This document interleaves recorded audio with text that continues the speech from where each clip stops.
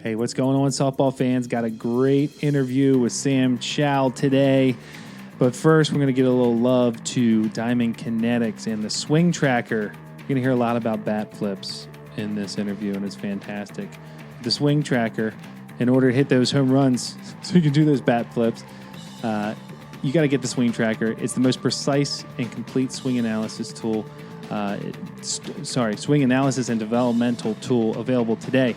Whether you are a player, parent, or coach, you will find a wide range of resources to help you achieve your goals. Swing Tracker has dedicated iOS apps for both baseball and softball. Just go to diamondkinetics.com to find it. Yes, you do not want to miss out on this product. Everybody is looking to get an advantage and an edge. And if you're a coach out there and you have a team full of players, this thing's for you. If you're a parent and you're looking to help your kid get better, this thing will give you metrics and numbers that your kid can strive to beat every week. And, you know, if you're an instructor and you've got multiple kids, you can create your own little, academy style thing and track your kids' progress along the way, week to week, month to month, year over year. It's fantastic. You don't want to miss out on this with this coupon code to save some money on it. That's right. It's diamondkinetics.com. Use the promo code GYP10 and you will save 10% off at checkout. That's diamondkinetics.com, promo code GYP10. Let's talk about this interview. Today we talked to Sam Show. This is an awesome interview. We talked about her journey from high school to Texas A&M and then how that didn't quite work out for her. So she ended up going to OSU from there. If you are a softball fan, you would be blind if you didn't see what happened this past summer with her in there. A lot of excitement, a lot of energy. We hear all about that. She's a two-way. She's a pitcher. She's a power hitter. We talk a lot about how she balances that, and then also how her transition into the pros and what she's doing now, traveling overseas and playing, and what she plans on doing in the future. Yeah, fantastic interview to pick her brain and get her perspective. And someone who's a kind of, from, I guess, college softball really kicks off like in February. In the past 8 months, what a ride she's been on. So for her to kind of go through all of that and just talk us through it was fantastic. And, we got to watch her success from afar, honestly. So to hear it firsthand from her and what it was like was very exciting. Really had been looking forward to talking to her and to do it was awesome. You're going to love this interview. Yeah, and for parents and for young players right now that are listening to this is another good one. We've been talking about recruiting and the process of that. She was part of the crew that got recruited super early, though they don't do that anymore, and you'll kind of find out why. You'll be glad that they don't do it that early anymore. So you learn a lot from this. Learn from some of the mistakes that she talks about that she wishes if she could go back and do all over again, she would. So it's a great episode. Make sure you share it with your friends, family, and the softball community. Enjoy. We'll talk to you after the show.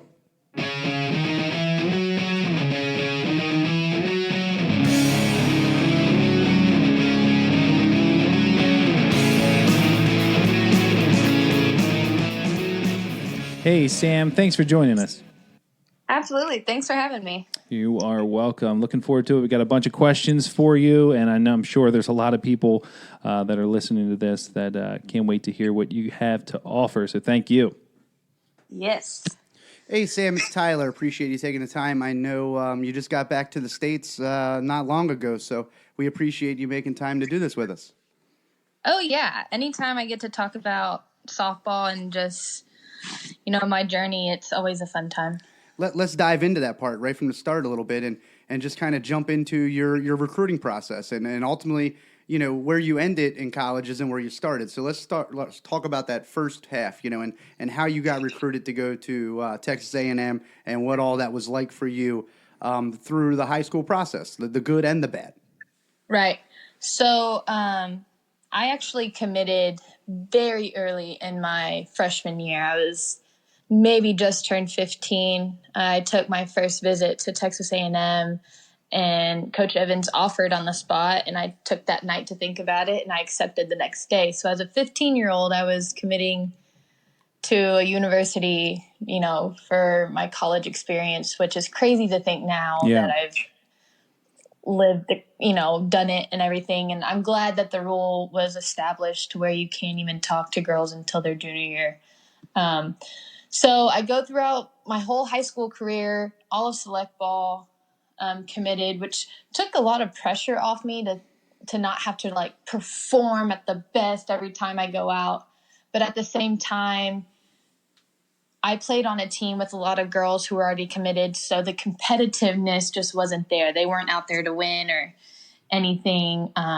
They just kind of took a backseat, which annoyed me a little bit. And I hope now things have changed in the select ball world, but I'm not sure. There was one point in my junior year where I thought about maybe taking other visits just to make sure A&M was the right choice, but I didn't do that. And so went into my freshman year, had a great time. The class that I was with at A&M, we couldn't have been a stronger group of girls on the field and off the field. Like, those are friends that I've had, that I will have for life, that I'm super grateful that I got out of the whole A&M experience. But if there's one thing, one advice, one little tip I would give recruits or girls that are going into this whole recruitment thing is just to take your time, to enjoy all your visits, and to think long and hard, ask a lot of questions about the school, ask a lot of questions to the girls that are already there. What it's really like, because a lot of coaches like to roll out a red carpet on visits, and then you get there and it's not necessarily the same. But to really enjoy the whole recruiting process, because most kids only get one shot at it, so just enjoy it. Yeah, that's really good advice, because the last couple of interviews we've done, we've talked a lot about the recruiting processes, and they're trying to get girls ready so they're not making decisions too early in their career, but they're at least getting in the right position to look Right. and reach out to those teams. Just for our listeners, and maybe just for your personal experience, what are some of those things that those questions you wish you would have asked in that process to kind of help you, pick the right school the first time? Yeah. I would have talked to the team more and asked the hard questions, on the bad days, what is it like? What are some things that you maybe don't agree with the coaching style or with just how things are run? What is the culture like? And I know there's some girls on the team who may not give an honest answer, and that's just them trying to recruit people. But that's why you ask multiple people.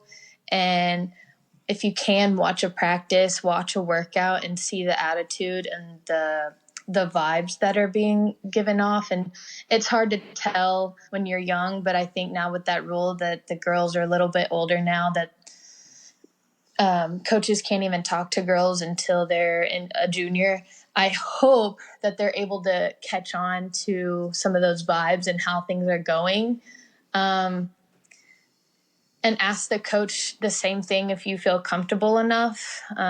Go in with questions, have them written down on a piece of paper so you don't forget. Really ask about the school part. I know a lot of coaches say, school's the main priority, but sometimes it's really not. Because we're there to get a degree, we're there to get education to better our future. And if you want to go into something that it's going to take a lot of time, and you don't have a coach that's willing to work with that, then you may love that school, but softball's not forever, unfortunately. And so you need to really research that and ask questions about school. Great advice. That's awesome. You're talking about a couple of things. Let's transition a little bit and talk about coaches and Kenny Gajewski and how that relationship came to be, that you ended up transferring and going to Oklahoma State. How did that come about? And what was your conversations with him like along the way? I mean, he's a guy who's been around the game for a long time, coached at the highest levels as an assistant, and kind of just took over first-time head coach of a program. So what was that like, developing that relationship with him that ultimately brought you to Oklahoma State? Yeah, so Taylor Lynch and I played against each other in select ball for I don't know how many years. And when I finally decided that I was leaving A&M, somehow she heard and DM'd me on Twitter and was like, hey, heard you were transferring, would love for you to give Oklahoma State a shot. And I was like, okay. That was actually the first school that reached out, and so I wasn't going to turn anything down right off the bat. And she gave me Coach G's number, and I talked with him, set up a date. OSU was the first school that I visited in the summer, and I fell in love right then and there. I wanted to commit on the spot, but my mom reminded me with my past recruitment, like, I need to look at my options, take everything in. But on the visit, I felt at home, and I felt like the people that I saw, how they were talking to me, how I was with the girls, how he talked to the girls, how the whole staff talked to one another, that I could tell that it was real and there wasn't anything fake going on. And that was something that I definitely needed in my last year. I didn't want sugar-coated stuff. I wanted the real hard truth. I wanted it to be straight to the point, and that's exactly what I got. And Coach G really cares about his players, and it isn't just like a, how are you doing? And that's the end of the conversation. He'll ask about, your family and how's school, how's your pets? If you have a boyfriend or a girlfriend, how are they? Like, he wants everything that's a part of your life, a part of his. And that's something that I admired a lot. His kids are running around our facility all the time, and just as much as our things are a part of his life is a part of our life. So his kids are like our little siblings, and we knew so much about him, and that was something that I necessarily didn't get at A&M. I felt a part of a family there, being so far away from home. He makes sure you're doing okay. He has the hard conversations. I'm not someone that cries a lot. I don't ask for help a lot. And I went into his office multiple times crying and asking for help. And that's something that I've never done. And I grew not only as a softball player, but as a person there.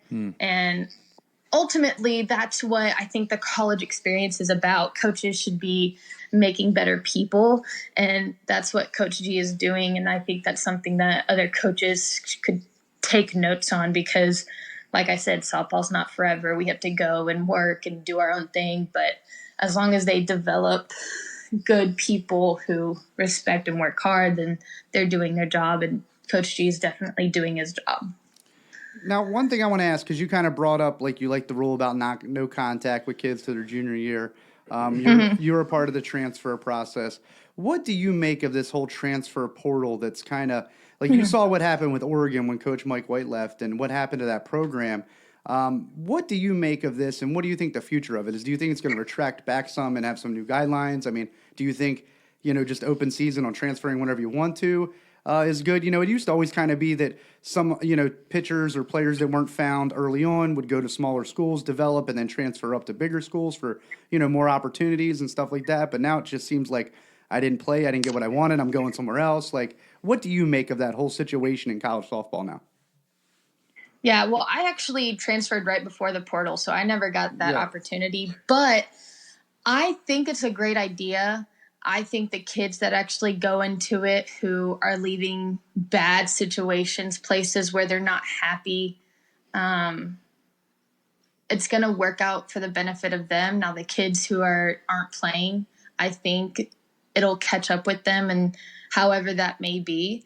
But I think it's going to be a really good thing for the kids who it's a really hard conversation to go into a coach's office and tell them that you're leaving, which I don't think you necessarily have to do that with the portal. So it kind of takes that away, but it's going to make that an easier transition to not feel guilty about it.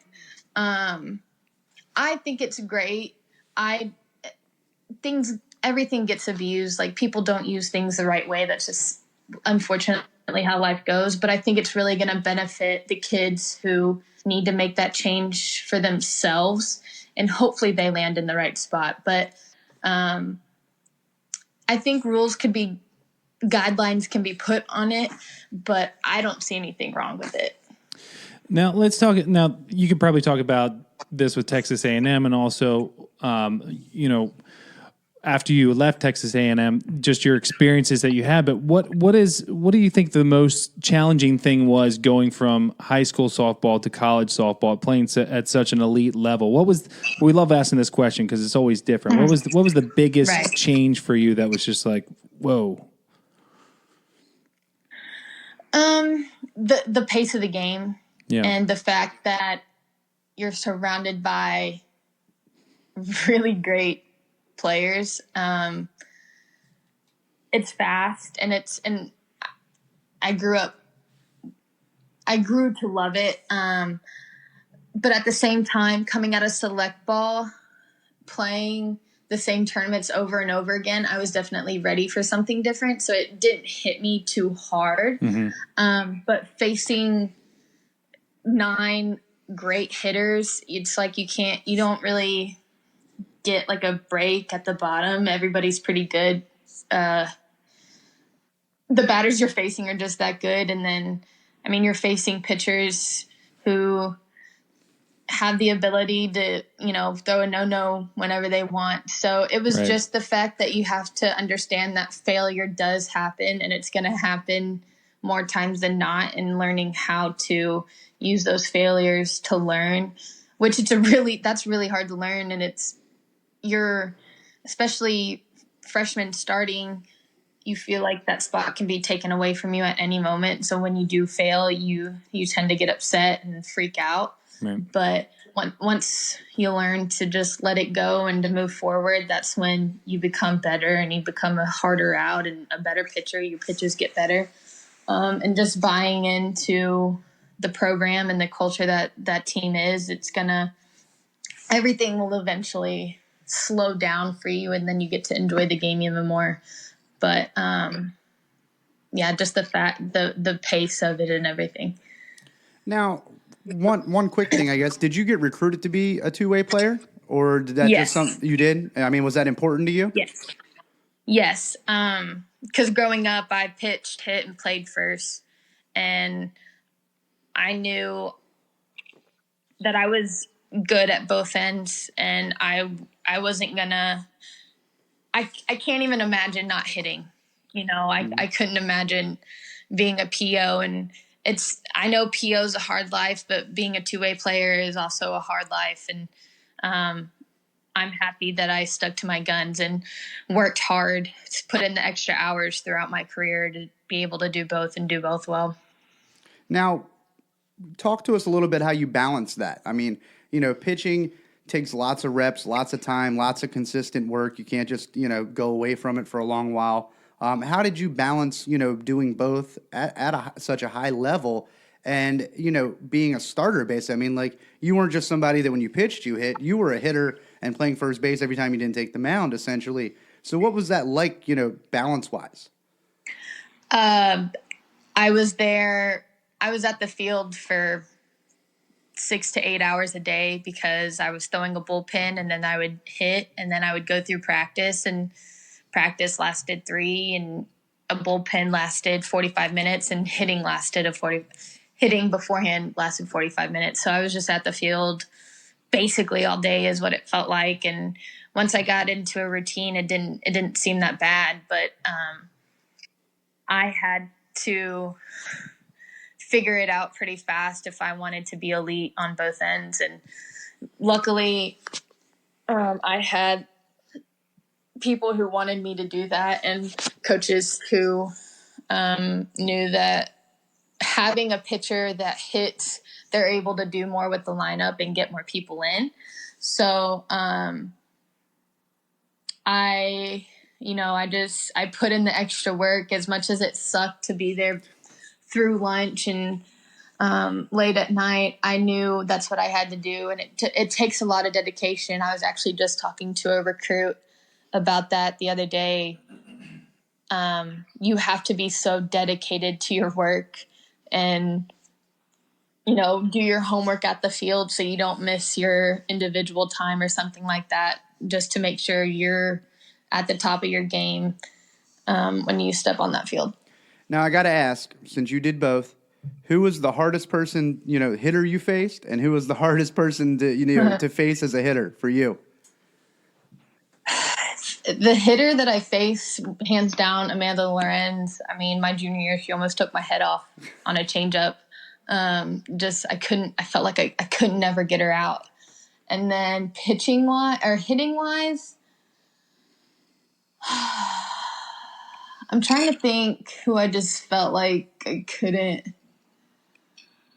I don't know.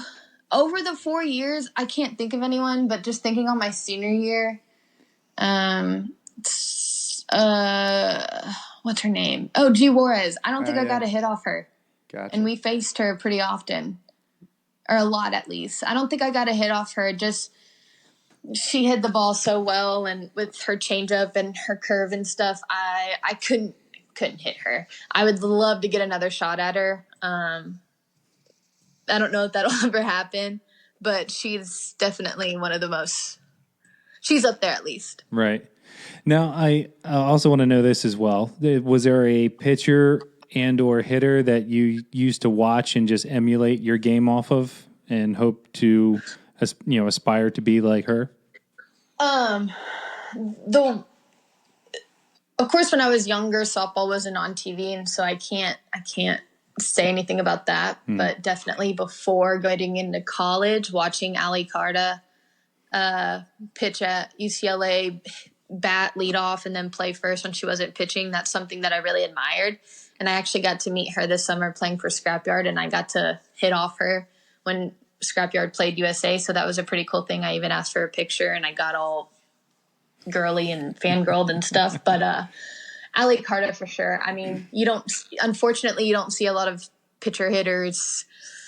Definitely not a lot that lead off like that. And she just seemed like she had everything under control, and she did it very well. And that's who I tried to be like, at least.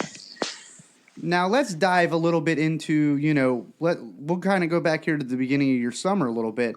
And just talk us through like the Super Regional, knocking off the defending national champs, and what that was like, and then the transition into the College World Series. I mean, the biggest stage essentially up until, next year of women's college softball. What was that whole, 2-3 week period there like for you? Yeah, it was. Of course, I've been to Supers before, but the girls on this team hadn't been. So just the fact that this team got there meant more to me than anything. And then we took that first game, and it felt so good because I knew that once we took that first game, we definitely had a chance.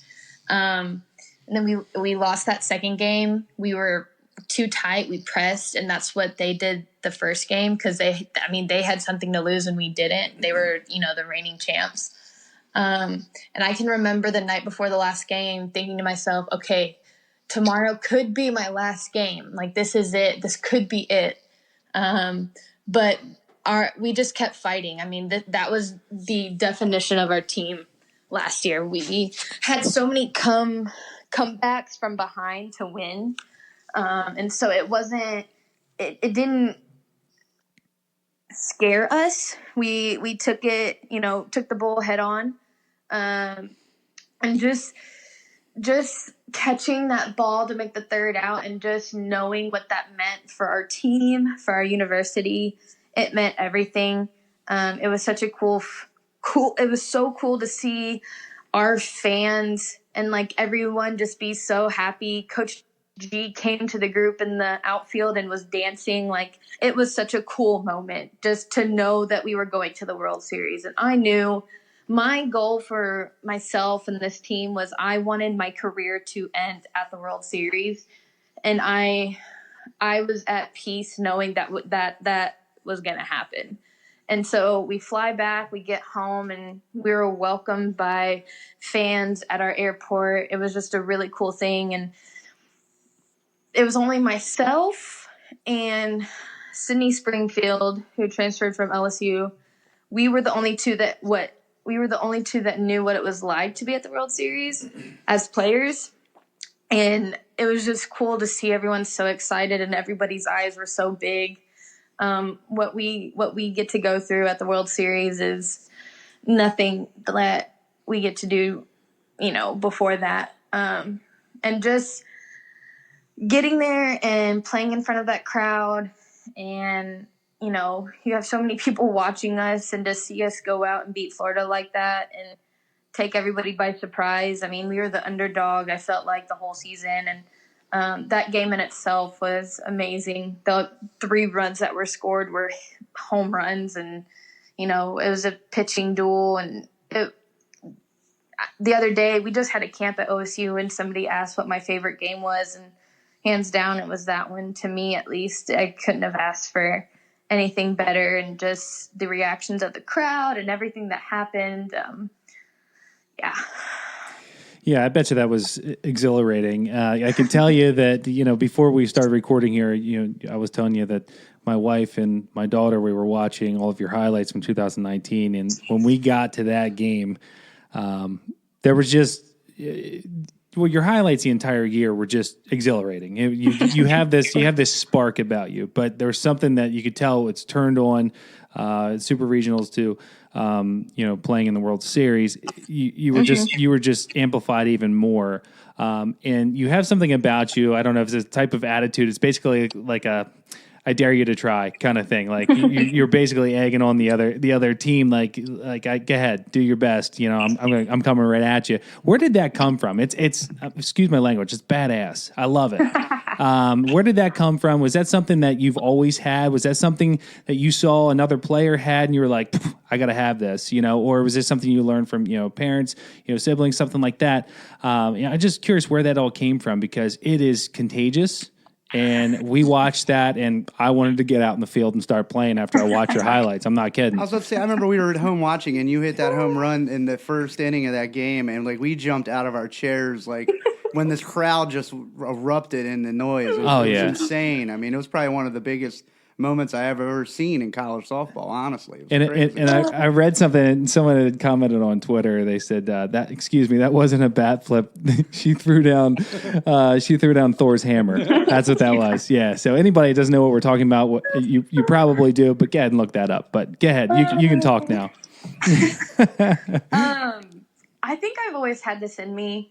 It's funny, Facebook. They kind of show you memories, and I had Facebook when I was super young, and a memory popped up, and I said, you may want my autograph because it's going to be worth something later. Such a dumb thing to put on the internet as a child. But looking back at it, kind of makes sense to me now. I've always had that in me. I've always been super competitive. I would do anything to win. And then I got into college, and I was put in this cookie cutter form. And that's definitely not something that I needed to perform at my best. And I didn't realize that until after my junior year. I didn't love softball anymore. I wasn't having fun. And I knew I needed to make that change. And I had my best friend growing up, Jacob Barfield. He plays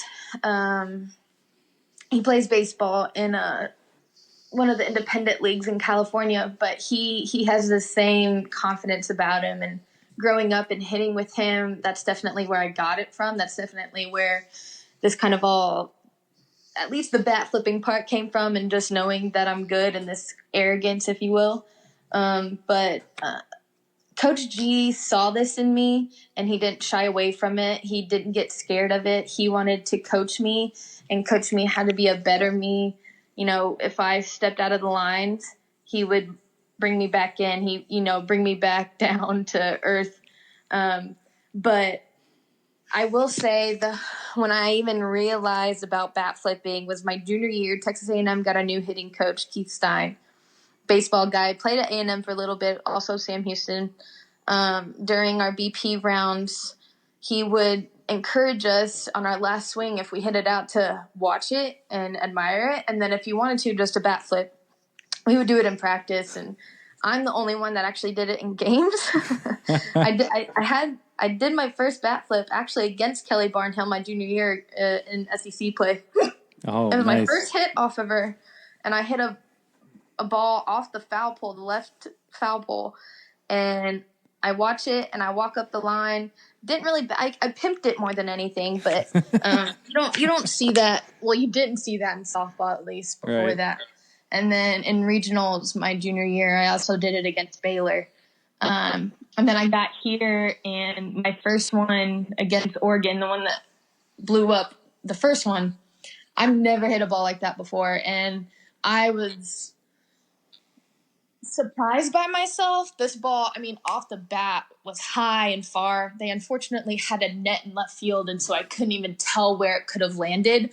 But without a doubt, that's the furthest and hardest ball I've ever hit. And of course, I bat flipped. And then from then on, there's always a time and place. I never did it when we were beating someone like 5-0. I never did anything like that. The only time I bat flipped is when it tied the game up or it put us ahead. And so I know everybody has their opinions on it. I know my time and place. I am mature enough to know that, but when it did happen, it was always a really big moment for the team. And I never knew what kind of bat flip was happening. None of my bat flips have been the same. I don't practice it. I imagine hitting home runs. I visualize it, but I mean, I watch a lot of baseball and I see what those guys do, and I've never seen them do any of the ones that I did in the World Series. Don't know where that came from. I will never do that again. But it's just it's just the confidence that I have and the emotion that I have in my body when I do hit the ball that way and I do hit the ball that far and for the team. And it's just, I'm never going to teach anyone to bat flip, especially young kids. I just encourage people to play as themselves. And if bat flipping is who you are, go ahead. But if it's not, if you're more under the radar, like a quiet assassin, like that's you. And if it's you, that's great. Be you. But I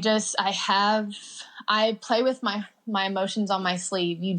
I don't hide my facial expressions well. You can tell when I'm mad. And that's one thing that the coaching staff at OSU has helped me kind of be better at, because this game is failure, like I said, and people are going to get upset. It's just the amount of time that I get to be upset and then working off of that. But you also can tell when I'm excited, and I fist pump when I'm in the circle and I bat flip when I hit home runs. Like it's how I play. And I hope that I can inspire not just young girls, but even young boys playing baseball to just be themselves and to have fun playing the game. Right on. Well, keep being you. That's for sure. Thank you. I was about to say, I think that's fantastic, because I think in this day and age, social media and all of those things, I think it's hard for young girls. I mean, our girls are 11, but girls that are teenagers and all that. I mean, I think it's hard for them to express themselves in that way and have that confidence and not be afraid to show it in those moments. I mean, I think what you are saying and the way you play the game is contagious, and I think that it's fantastic, and it gives young girls that are playing the game somebody to resemble and look up to and say that it's okay to have emotion and play with that type of emotion and don't just hold it in and be afraid to embarrass yourself because somebody might have a video camera or something like that. Because I think those types of things get wrapped up in young players' minds these days, and it's kind of a shame. Absolutely. Yeah. And that's why before me and like bat flipping and softball, I never saw it. I'm sure it was done. I know when it first kind of happened, Erin Miller, who played at OU, contacted me, and she actually did it against OSU in the Big 12 tournament when she played. But it's never been done before. And it's weird to think that I'm the person that kind of put it into softball, because to me it's kind of silly and it's just the way I play. But seeing people, I got so many tags on Twitter of like people hitting a golf ball and then flipping their golf club, or like a little boy with their plastic bat doing it, and they tag me in it. Like that's the crazy part to me, and seeing how my social media blew up when it happened, and to know that I have that many people interested in what I do, like it just blows my mind, because I don't see myself that way. I see myself as just a girl who loves softball and who goes out and does her thing. And I I've always tried to be a role model for the people who do watch me, and it's a hard thing to do, but I enjoy it a lot. And I'm glad that I was raised right by my parents from a really young age with social media, that you're gonna, if you want to play softball, people are gonna look at that when you're getting recruited, and you can't do the things that other people get to do on there. And so I'm just really glad that I have this platform and I know how to use it in the right way.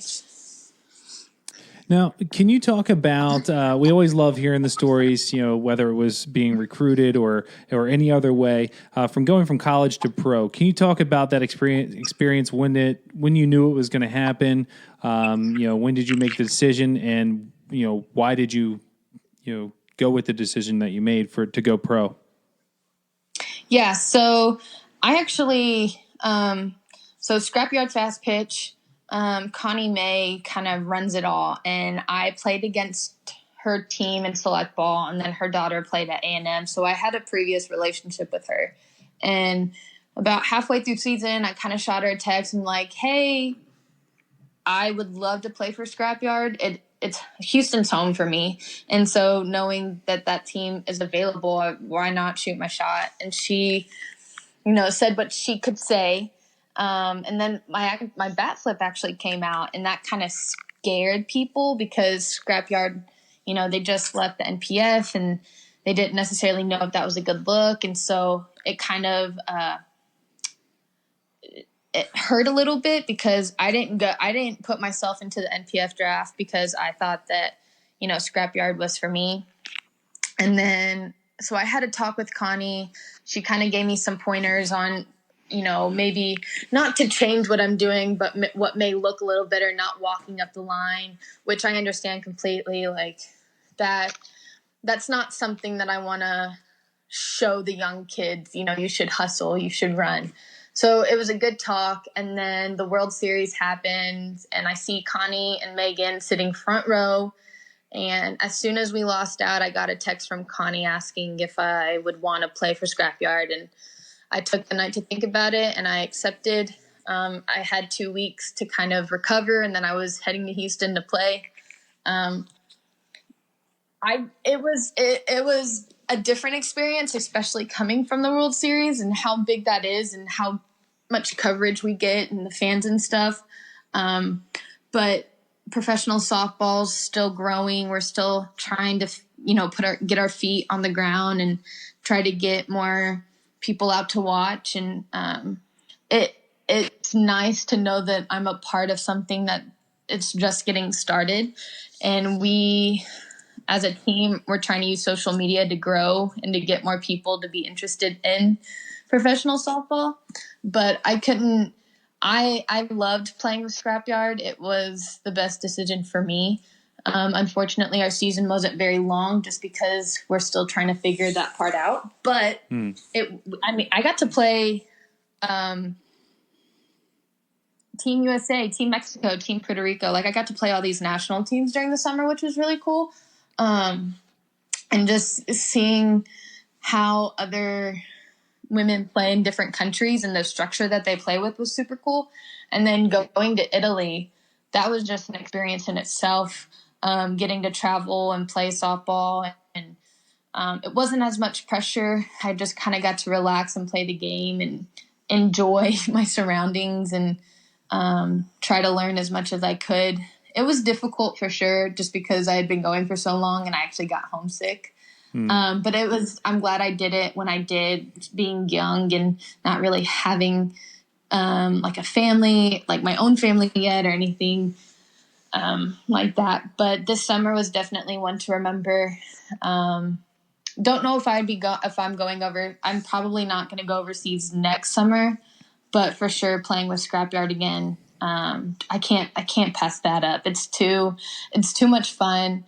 And getting to play, I mean, the girls on our team, so much experience and so much knowledge about the game. I didn't play a lot, but just getting to talk to these people and our coaches, and it was such a cool and knowledgeable experience.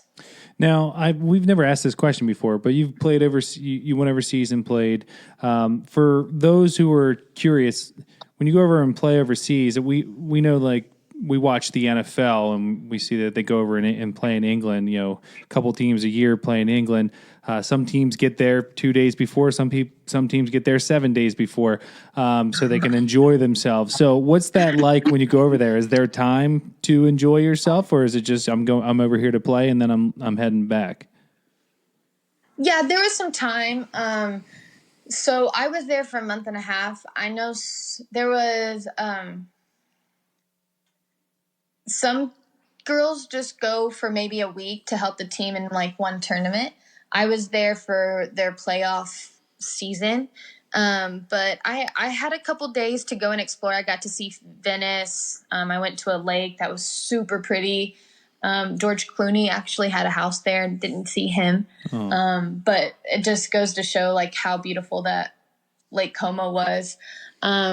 Went to Venice. I was right outside Milan, so I got to go to Milan a couple times. I got to experience the right amount for me. But then we obviously had softball to play. Nice. Now, if you can, you go from, major Division I college softball program with some of the best facilities in the country to being a pro. What is that like? I mean, what is that transition like? Obviously, working out now becomes your own. What are those things like? And what was the hardest transition for you from one atmosphere into kind of taking ownership of yourself and having to be accountable to yourself about that with those things? Yeah, it was definitely easier going from college softball to Scrap Yard, just because I was riding on a high. And then going from Scrap Yard to overseas took a little bit more out of me. I mean, I played softball for 8 months straight with very little rest time in between that. And so mentally and physically, I was drained halfway through my trip in Italy. And so I really had to push through and check myself. When I played for Scrap Yard, I didn't really work out much. We didn't have a lot of time. We were traveling so much. But then in Italy, during the day before practices, we didn't have much. And so I eventually started working out again just to keep my mind right and to stay focused. But I've always been someone who enjoys the process and working out and doing what I need to do to be the best I can be. So that wasn't hard for me.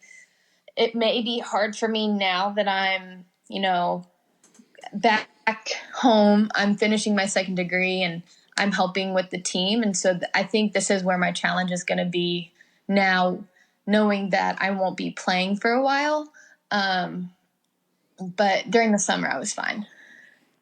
Now, I have to ask this as kind of throwback to one of the last questions. Since you've been in the pros, has the signature bat flip made an appearance in the pros yet? Or One time. It was in Italy. It was my one home run in Italy. I had actually just gone the first week of play. I did not hit well. I had like 8 strikeouts. I maybe had 2 hits. And finally, I hit a ball solid and it went over. And I bat flipped more out of like finally happening. And I just had so much excitement. I just threw my bat. But I hit 2 with Scrap Yard and I didn't do it only because the field's bigger in professional play. So I had a harder time knowing if the ball that I hit was actually going out or not. Right.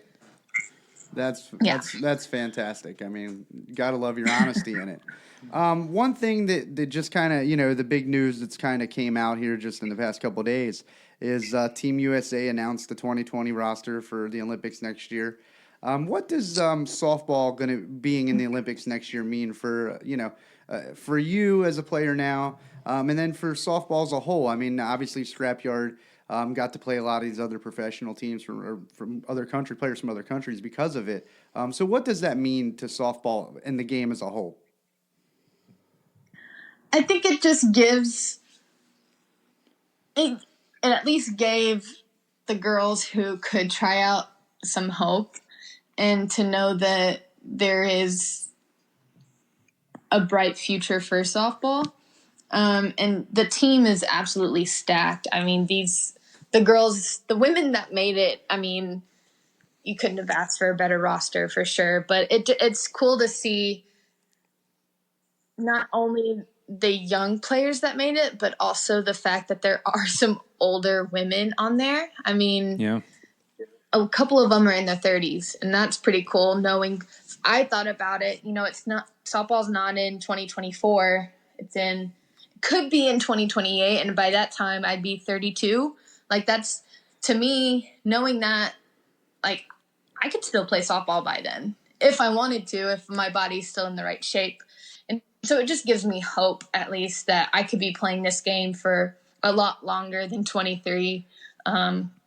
And just showing girls to not give up on their dreams, even though softball was out of the Olympics for I don't even know how long, but just to continue to work hard, and like, age doesn't define your ability to do whatever you want. Absolutely. Now, I love asking this question because it's always a different question for everybody, and I think we'll get a good answer from you just because all this process started for you around this time. So, if you could go back and tell your 16-year-old self anything, what would it be?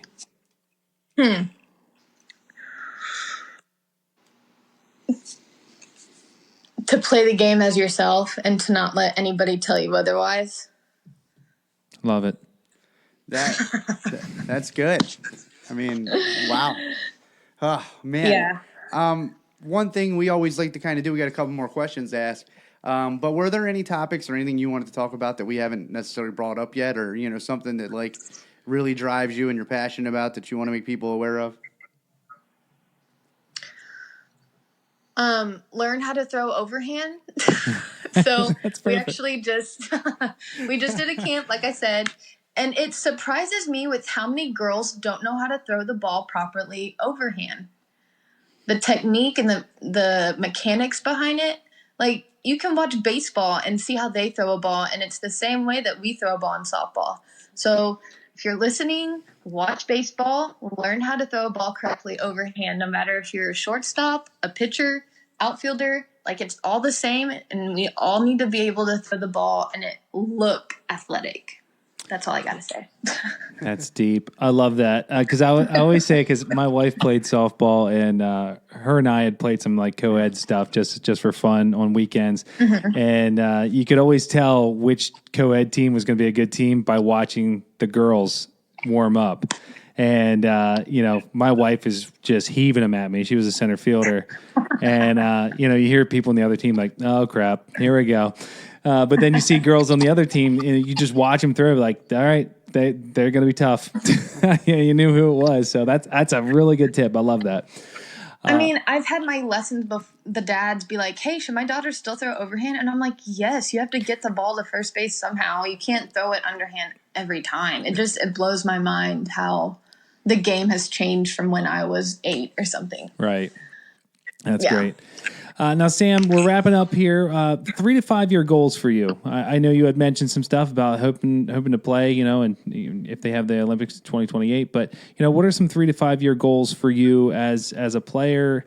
Even you have some personal goals you want to accomplish. If you don't mind talking about what are those goals?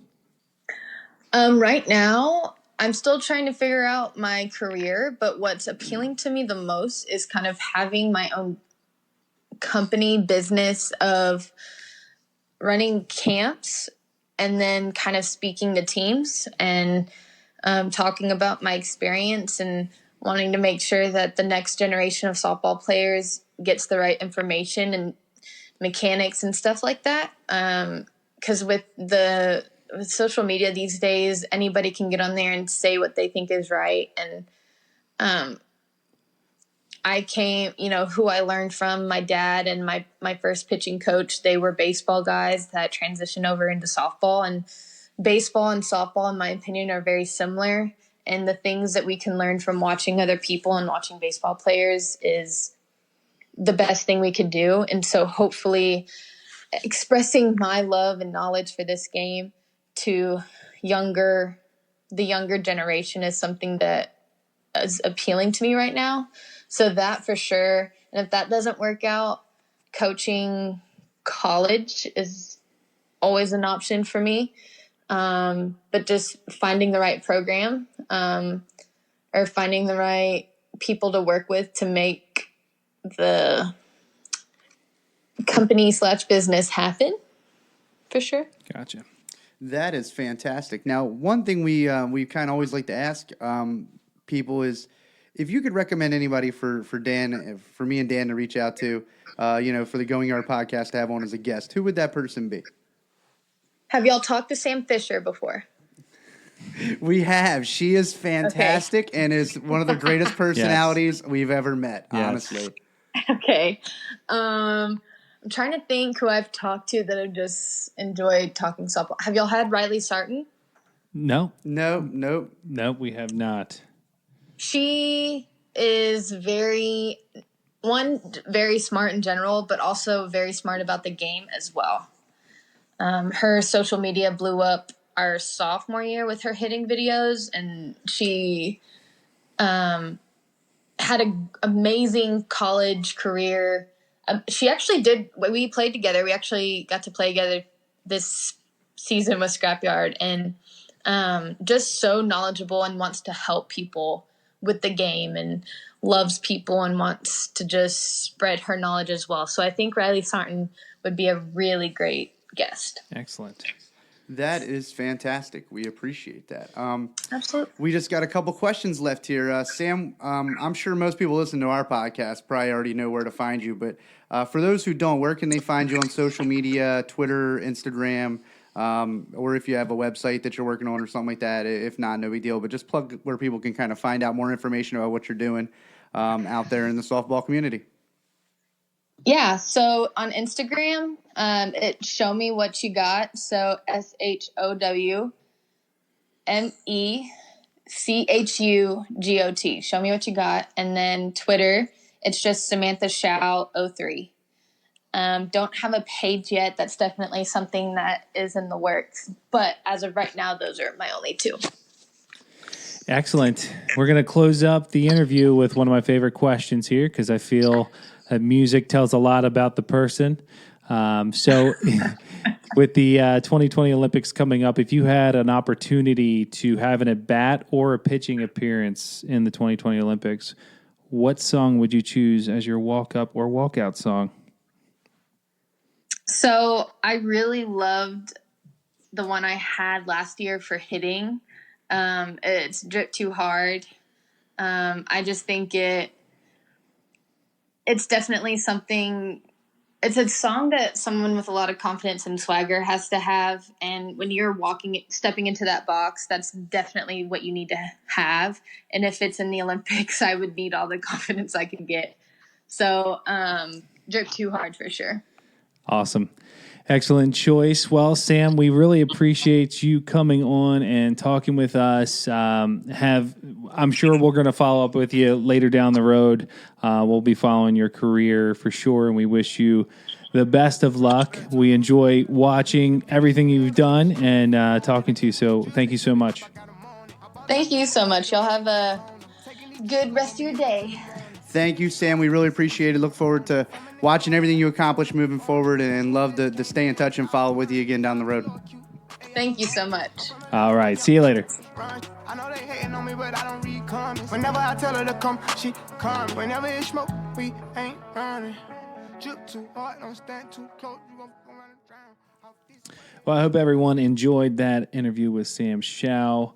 We know we loved it. Love her energy. Love watching everything she's done over the past few years and looking forward to seeing more from her. So that was fun. I'll say that interview was like 3 or 4 months in the making for us. So it was fantastic to get it in and talk to her. And man, what a great perspective from her side of it. You know what I mean? Like you could just watch things on TV and have your own thoughts and ideas, but to talk to her and I love how you brought up about her energy and her charisma and, just that spark that she brings out and that leadership that just, man, that home run she hit against Florida just shows you everything about her in a way. And the way her whole team, everybody on that bench was up on that fence and was fired up in that. I mean, obviously it's a huge moment in the College World Series, but just you could see how much that they relied on her energy in those moments, in those big games. Yeah, she brought the electric. Those aren't to the things you crowd. can teach as a coach. You know what I mean? Those are things that, all we as coaches always say we want leaders, and she's everything that you want in a leader.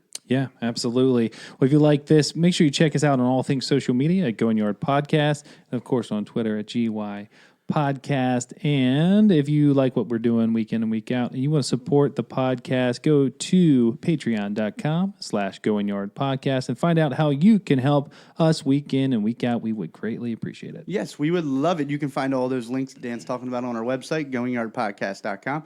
You can like and subscribe on iTunes, SoundCloud, Podbean, and Google Play.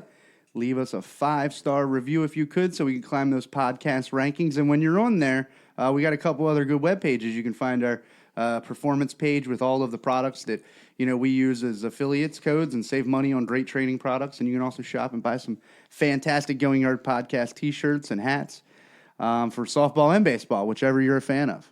Absolutely. Well, that's a wrap for this episode of the Going Yard Podcast. So for Sam Show and Scrap Yard and all of us here at the Going Yard Podcast, I'm Dan. And I'm Tyler. See ya. Later.